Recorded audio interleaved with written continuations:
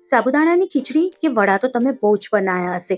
એકવાર આ રેસીપી જરૂર ટ્રાય કરજો, તમને બહુ જ ગમશે. એના માટે મેં અહીંયા અડધી વાટકી જેટલા સાબુદાણા લીધા છે. સાબુદાણાને આપણે ડાયરેક્ટલી મિક્સર જારમાં લઈને એને સરસ રીતે ક્રશ કરીને એનું પાવડર બનાવી દઈશું. આપણે એનું એકદમ ફાઇન પાવડર બનાવવાનું છે. જો કંઈક આવી રીતે જેવો ચોખાનો લોટ હોય ને બસ એવો જ આ લોટ દેખાય છે, પણ સહેજ સોજી જેવો કકરો હોય છે. હવે આને આપણે સાઈડમાં મૂકી દઈશું. મેં અહીંયા 1 કિલો કેળા એટલે નંગમાં ગણવા જાઓ તો 8 નંગ જેટલા કેળા છે. કેળા આપણે હંમેશા છે ને જડ્ડા કેળાની જ પસંદગી કરવી, જેથી એની અંદરનો જે માવો છે એ સારો નીકળે. હવે શું કરીશું, એક એક કેળા છૂટા કરીને એને આપણે કુકરમાં લઈ લેવાનું છે. પહેલા આપણે કેળાને સરસ રીતે વોશ કરવાનું છે, લૂસવાનું, અને પછી જ આપણે આવી રીતે કુકરમાં લેવાનું. 1 ગ્લાસ જેટલું પાણી ઉમેરીને આપણે કુકરને ઢાંકણું લગાવીને એને એક જ વિસલ થાય ત્યાં સુધી આપણે એને કૂક થવા દેવાનું છે. એકથી વધારે વિસલ નથી વગાડવાની. કુકર એકદમ જ્યારે સરસ ઠંડુ થઈ જાય પછી જ આપણે એને ખોલવાનું છે. અગર વધારે વિસલ વગાડીએ ને તો શું થશે કે જે કેળા છે એ એકદમ પોચા થઈ જશે અને રેસીપી સારી નહીં બને. બસ જો આપણે ચરી નાખીએ અને ઇઝીલી અંદર જતી રહે ને ચરી કેળામાં, એટલું જ આપણે એને બોઇલ કરવાનું છે. જ્યારે ઠંડુ થઈ જાય તો એક મોટી થાળીમાં આવી રીતે આપણે કાઢી લઈશું. ઠંડા થયા પછી આપણે એને છોલવાનું છે. તો જો એકદમ સહેલાઈથી એ સરસ રીતે છોલાઈ પણ જાય છે. જો કંઈક આવી રીતે બસ આપણે એક જ સીટી વગાડીએ ને તો જો એ પોચા બી નથી થયા અને સરસ રીતે બફાઈ પણ ગયા છે. જો દેખાય છે ને કેટલા સરસ બફાઈને રેડી થઈ ગયા છે. બસ આવી જ રીતે બધા કેળાને પહેલાં આપણે છોલી લઈશું.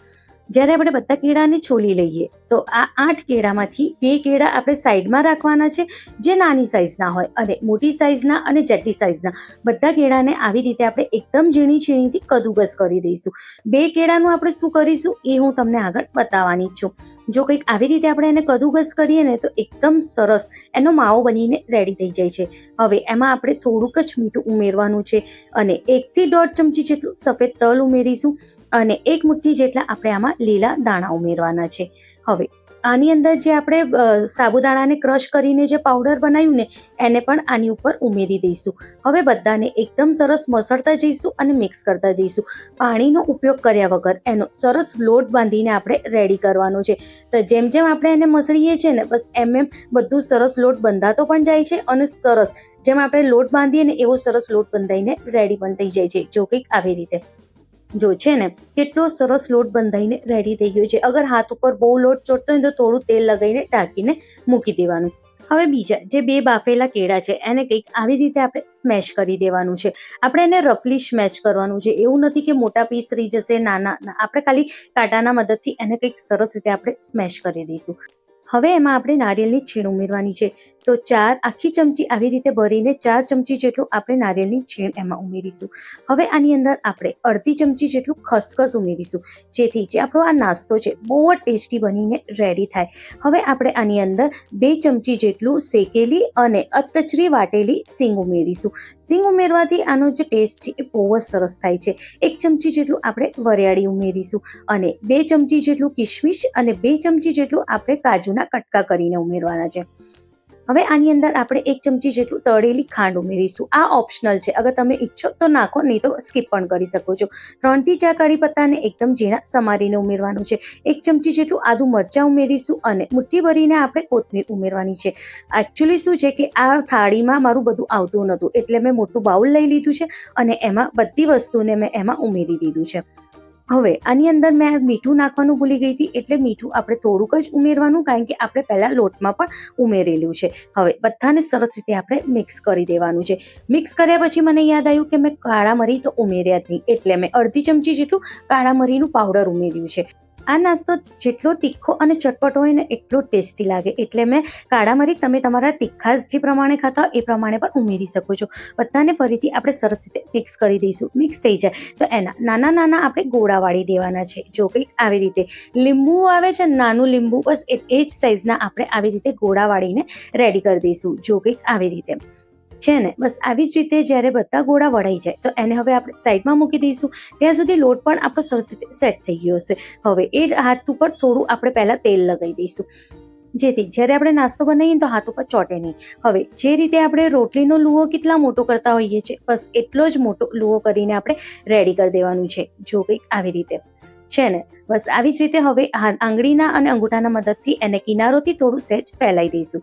જો કંઈક આવી રીતે બસ હવે જે આપણે નાની નાની ગોળીઓ વાળીને મૂકી છે ને એને વચ્ચે મૂકી દઈશું અને જેમ આપણે કચોરીને કેવી રીતે પેક કરીએ છીએ બસ એવી જ રીતે વચ્ચે આને દબાવતા જઈશું અને આજુબાજુથી એને કંઈક પરની બાજુ આવી રીતે આપણે ખેંચતા જવાનું છે, જેથી આપણી કચોરી ફાટશે પણ નહીં અને એકદમ સરસ વળાઈને રેડી થઈ જશે.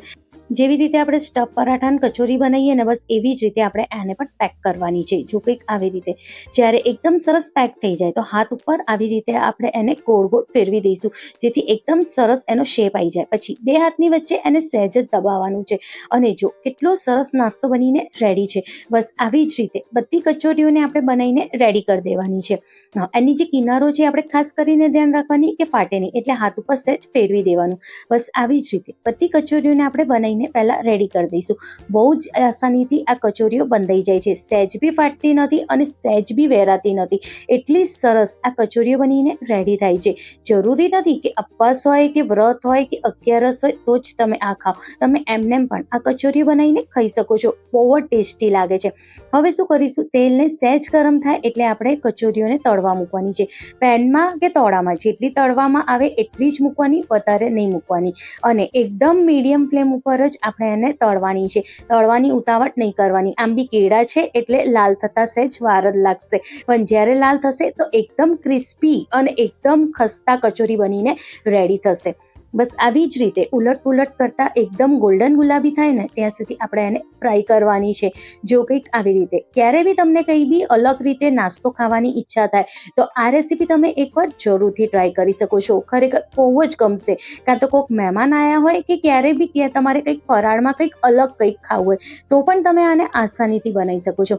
આ કચોરી એવી છે કે બધાને બહુ જ ગમશે, નાના મોટા બધાને બહુ જ ગમવાની છે. એટલી ટેસ્ટી આ કચોરી બનીને રેડી થાય છે. મારા કહેવાથી એકવાર તમે આને જરૂર ટ્રાય કરજો. તમને અને તમારા ફેમિલી મેમ્બરને બધાને બહુ જ ગમશે. અને જો હું તમને બતાવું કેટલી ક્રિસ્પી બની છે, જો તમે આ વાત સાંભળી શકો છો. એવું નથી કે એકલી ધારેથી જ ક્રિસ્પી છે, બધેથી એકદમ ક્રિસ્પી કચોરી બનીને રેડી થઈ છે.